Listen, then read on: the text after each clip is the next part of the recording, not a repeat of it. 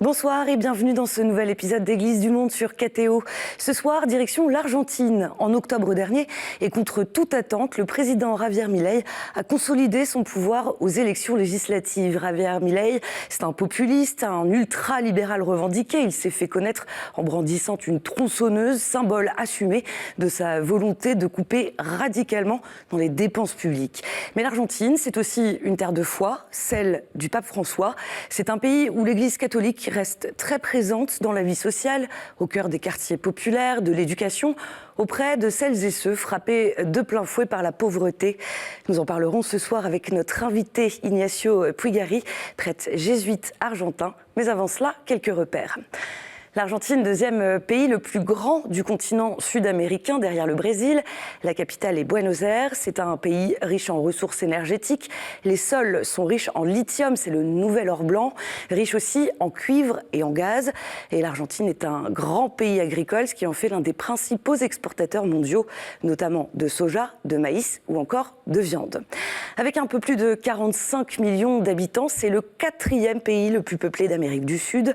La capitale regroupe à elle seule près d'un tiers de la population. Si l'Argentine est la troisième économie du continent, il n'empêche que près d'une personne sur trois vit sous le seuil de pauvreté en 2026. Selon la dernière enquête réalisée par le Conseil national de la recherche scientifique et technique du pays, et elle date de 2019, les catholiques seraient 63%, un chiffre en baisse. 19% de la population se déclare sans religion. Et ces 20 dernières années, l'État a noté que l'Église évangélique a consolidé sa présence. 15% de la population en sont adeptes. Tout de suite, je retrouve mon invité.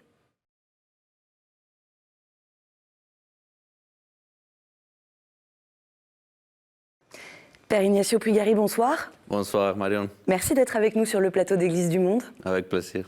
Alors pour faire un petit peu connaissance, vous êtes donc prêtre jésuite de la province Argentine-Uruguay, ordonné prêtre en 2020 en Uruguay, où vous avez été envoyé en mission. Puis avant cela, vous aviez étudié la théologie au Chili pendant 3 ans. Aujourd'hui, vous êtes à Paris, vous étudiez la philosophie. Vous êtes donc argentin, originaire précisément du diocèse de San Miguel, ça se situe dans la banlieue de Buenos Aires. Alors ce diocèse, le pape François, lui-même argentin, l'a bien connu puisqu'il y a étudié la théologie avant d'être ordonné prêtre. Est-ce que vous, personnellement, c'est une figure, le pape François, qui vous a inspiré avant de prononcer notamment le dernier vœu de servir le pape, l'Église et la Compagnie de Jésus? Bon, en fait, je n'ai pas connu directement le pape François. Bien sûr que je le connais un peu grâce à la télé, même quelques occasions. Mais j'étais vraiment appelé, au moins dans ma vocation, par cette institution où il est passé pas mal de temps, que c'est le collège Maximo de San Miguel. Là, j'ai fait la philosophie comme laïque avant d'entrer dans la compagnie. Et là, j'ai trouvé des professeurs qui connaissaient très bien le pape François. Et ils m'ont donné un peu ce désir d'entrer dans la compagnie, l'amour pour la philosophie, pour la littérature, et même pour suivre un peu le chemin de la foi. Mais c'était un peu ça, oui, l'expérience. Les catholiques du monde entier qui apprenaient le 21 avril dernier la mort du pape François. Et donc, avant de devenir le successeur de Pierre, le cardinal Bergoglio, il a été archevêque de Buenos Aires. Quel héritage laisse-t-il aujourd'hui dans le pays? Bon, je crois que le pape François, il a réussi à montrer un peu ce visage de l'Église d'Amérique latine. Je crois qu'en général, non? Et la façon dans laquelle l'Église a pu interpréter surtout le deuxième concile vatican, non? Concile Vatican II. Concile Vatican II, surtout la constitution Gaudium Spes et la manière dans laquelle l'Amérique latine a reçu ces documents, et surtout vis-à-vis un monde avec beaucoup d'inégalités et d'injustices. Et surtout un monde où on trouve la parole de Dieu même, non? Et avec ce concept de révélation que le Concile nous a donné aussi. L'Argentine, dont l'histoire est jonchée de crises politiques, économiques, on en parlait de ces inégalités depuis 2023, et notamment l'élection du président Javier Milei, ultra-libéral, je le disais en introduction. Le pays vit sous une cure d'austérité très sévère. Alors, le taux de pauvreté s'élève aujourd'hui à 31,6% selon les estimations. Alors, il a chuté en 2025, parce qu'en 2024, c'était plus de 50%. Vous étiez en Argentine, notamment l'été dernier. Quel constat vous avez fait sur place? Oui, je crois qu'en général, on pourrait reconnaître qu'il y a une sorte de stabilisation de l'économie, mais en même temps, je crois que ça reste toujours en critique de fond par rapport à un peu la utopie ultralibérale. Je crois qu'on est tous d'accord d'avoir une relation plus saine avec l'argent et l'économie, et surtout au niveau public. Mais en même temps, on se pose la question quel type de pays on veut être. Je crois qu'on n'a pas envie d'être un pays ultralibéral où chacun compte pour soi-même seulement. Mais bon, c'est un peu des critiques peut-être plutôt par rapport à cette idéologie, cette utopie, non?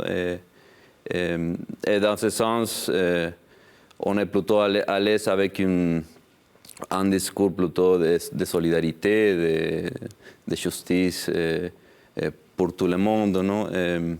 Mais bon, c'est un peu la situation. C'est vrai qu'économiquement, on a eu une sorte de stabilisation, c'est vraiment... En ce moment, on peut les noter. On sort un petit peu de cette crise économique plus importante les années passées. Oui, tout à fait. Alors, le 16 novembre, l'Église célèbre la Journée mondiale des pauvres. C'est une initiative d'ailleurs créée par le pape François. Cette pauvreté qui est au cœur des préoccupations de l'Église. On va en parler, mais juste avant, je vous propose une immersion dans les quartiers pauvres de Buenos Aires, précisément au sein de la paroisse Saint-François d'Assise, dans le quartier de Villa Soldati. Les paroissiens, ils s'organisent chaque jour pour distribuer des repas aux plus nécessiteux. Ça s'appelle les comedores, les soupes populaires. Elles attirent quotidiennement des centaines de personnes. Je vous propose de regarder cet extrait du documentaire « Le club de ma paroisse ». La fin de la messe marque aussi le début de la distribution des repas. Barquettes de plastique en main, les habitants du quartier se bousculent pour les remplir. En semaine, la paroisse sert 250 repas par jour, mais le week-end, ce nombre augmente autour de 1500. À la cuisine, c'est le branle-bas de combat. Compte tenu de l'affluence, l'équipe est souvent débordée.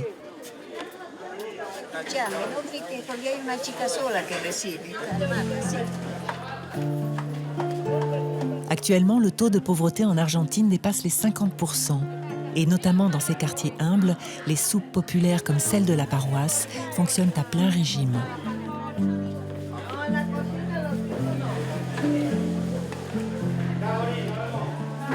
De cette aide alimentaire dépend la subsistance de familles entières. À la paroisse, on voit chaque jour de nouvelles personnes en quête d'un repas.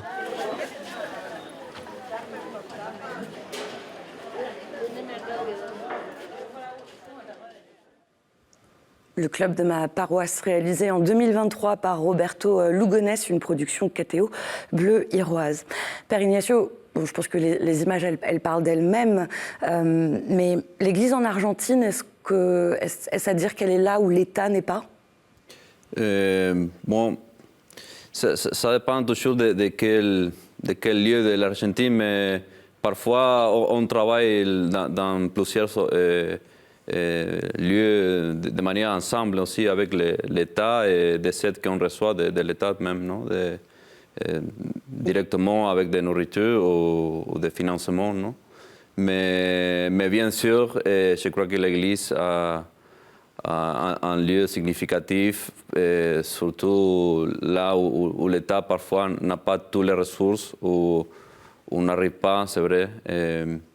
Mais comme cet exemple de Villa Soldati, mais on a aussi en San Miguel, il y a pas mal de comedores et que c'est vrai que l'Église, il est là, mais aussi beaucoup d'institutions de laïcs qui aident pas mal dans tous ces endroits. Non? Oui, on voit en effet l'implication aussi de tous les paroissiens, en effet.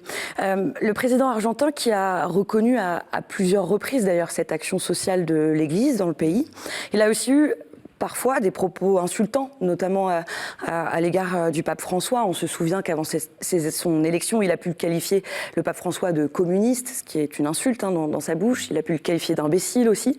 Puis depuis son élection, on a l'impression qu'il a modéré, voire soigné ses relations avec le pape François, mais aussi aujourd'hui avec Léon XIV. Quel rapport les évêques argentins entretiennent-ils avec le président aujourd'hui ? Oui, je crois que dans ce sens, c'est notable comment le pape François il a réagi parce que je me souviens que lui, il a eu aussi des problèmes avec Cristina Kirchner, que c'était une antérieure présidente, et après avec Macri aussi. Mais lui, il a reçu à tous dans le Vatican. Et dans ce sens, ça montre un geste de générosité, un peu de quelqu'un qui est à la hauteur de sa mission. Et je crois que l'Église, normalement, on a une place plutôt significative dans la dimension politique au sens large, mais toujours avec quelques reculs par rapport à des partis politiques concrets qui sont au pouvoir. Non?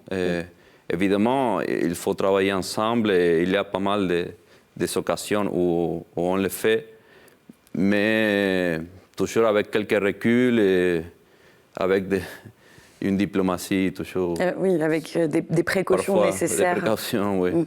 D'ailleurs, je rappelle que d'abord en juin dernier, le pape Léon XIV a accueilli en effet le président argentin au palais apostolique. Ils ont parlé notamment des questions d'intérêt commun, donc justement les tendances socio-économiques, la lutte contre la pauvreté, l'engagement en faveur de la cohésion sociale.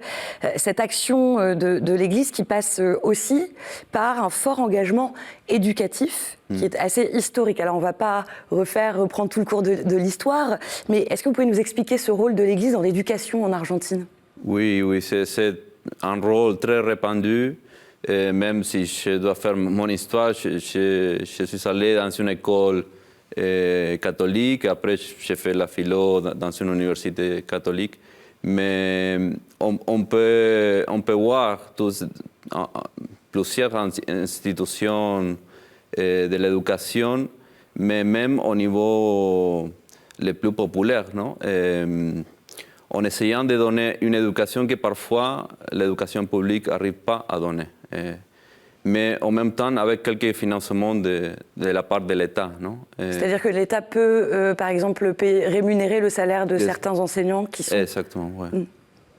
Tout à fait. Mais parfois les gens, même les plus humbles, cherchent à mettre ces enfants dans des écoles catholiques pour arriver à une meilleure éducation.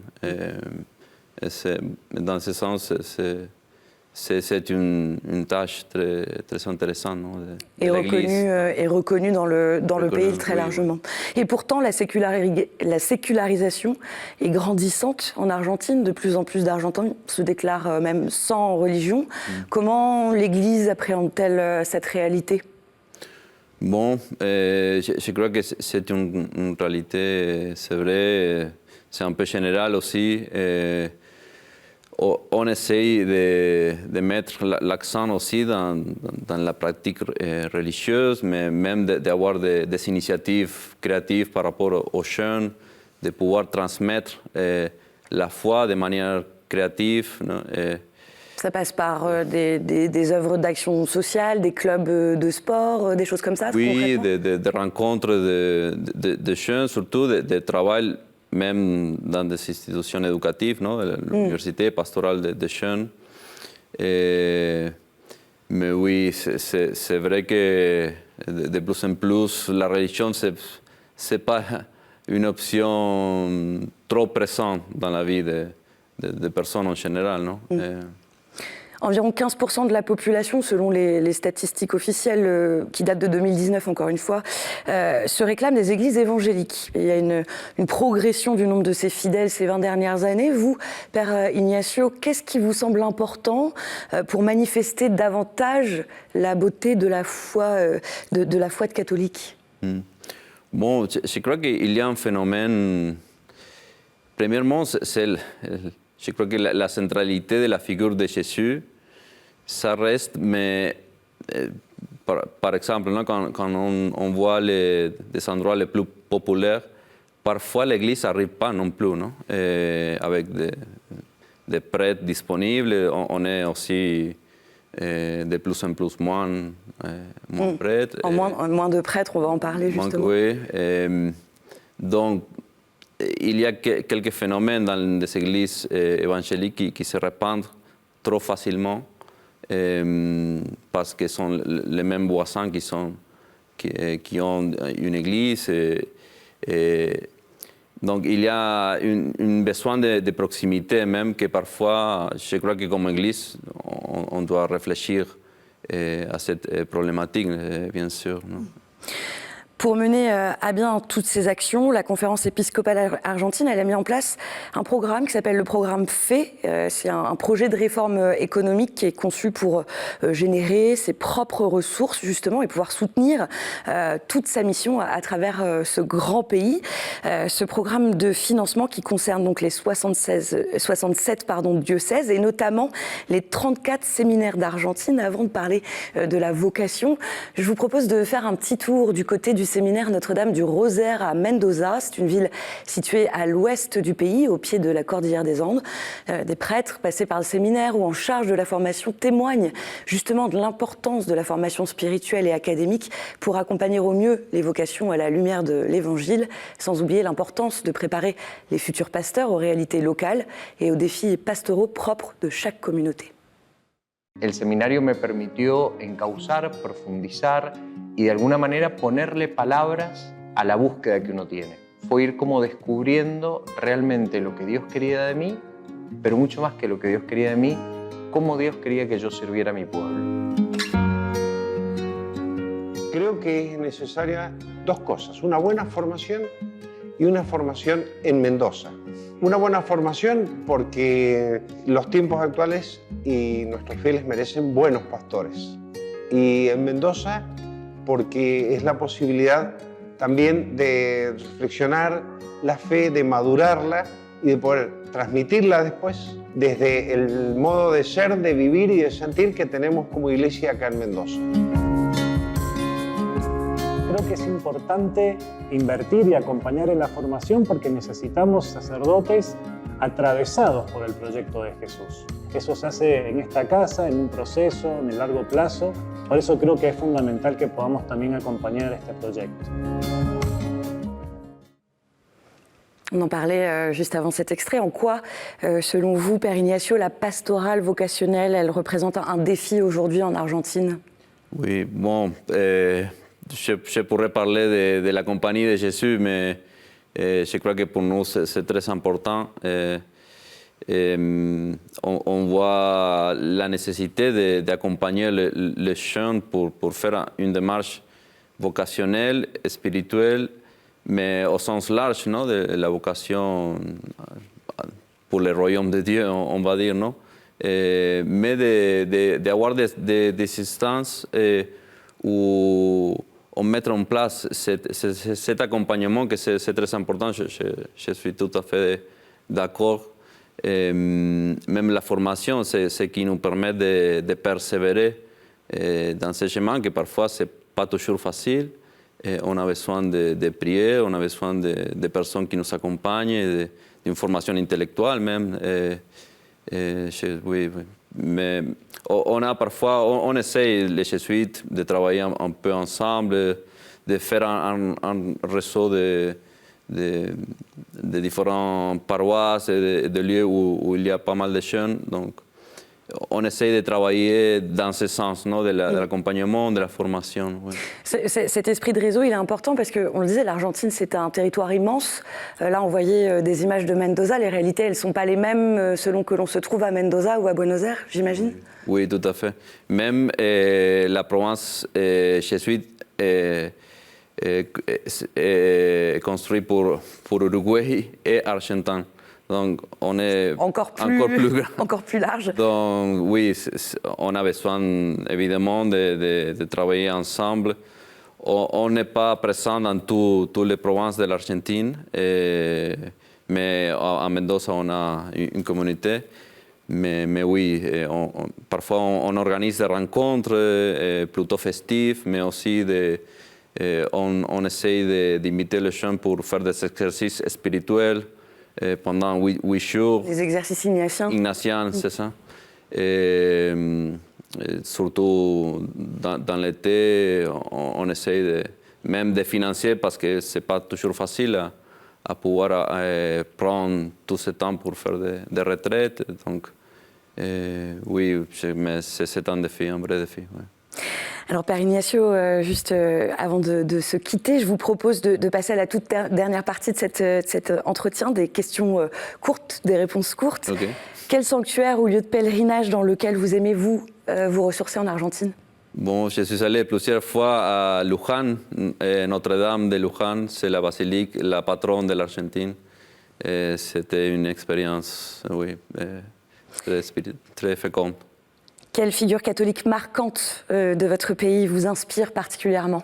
Bon, je crois que le curé Brochero, c'est un saint argentin canonisé par le pape François.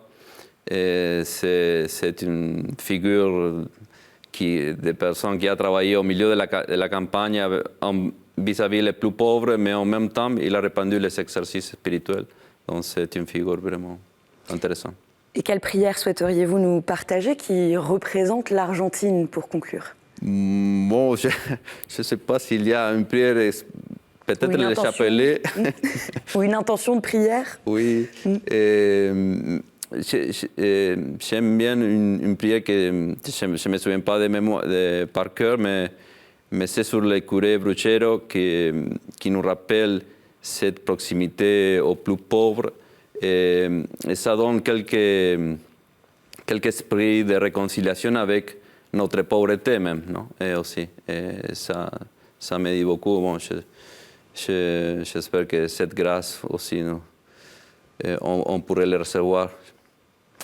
Père Ignacio Puigari, merci beaucoup d'avoir été avec nous sur le plateau d'Église du Monde. Merci à vous, Marion. Et tout de suite, on continue avec la chronique du Monde. Cette semaine, nous prenons la direction de l'île Maurice.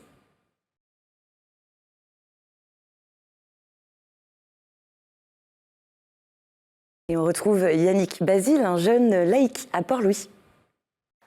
Le 27 décembre dernier, des volontaires partent à la rencontre des sans-abri dans la capitale de Port-Louis pendant la période festive. Un repas, des vêtements propres et un kit d'hygiène y sont distribués. Cette initiative porte un nom, Opération Happiness. Le but est de porter de la joie aux sans-abri qui affrontent seuls les périodes festives de fin d'année. Et en 15 ans d'existence, le projet ne s'arrête pas simplement à distribuer de la nourriture.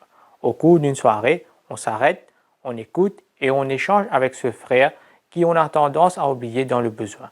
On prend moins de temps à le juger, plus de temps à le connaître. Et en 15 ans d'existence, plusieurs familles ont vécu cette expérience. Ils ont été touchés et ont aussi compris le besoin de donner de l'amour et de la joie à ce frère dans le besoin. Certains continuent de donner du temps, mais aussi sponsorisent des autres initiatives d'Opération Happiness. Une manière, comme à l'image de l'Évangile, de donner gratuitement ce que l'on a reçu gratuitement. Quant aux laïcs engagés dans le projet, ils se donnent pour mission de continuer de donner ce temps avec nos frères sans abri, autour d'un bon repas avec comme fond une bonne ambiance fraternelle. Et c'est la fin de cette édition. Merci d'avoir été avec nous. Cette émission, elle est à revoir sur kteotv.com, à réécouter sur les plateformes de podcast et sur l'application KTO Radio. Je vous souhaite une très belle semaine. Prenez soin de vous et à jeudi prochain.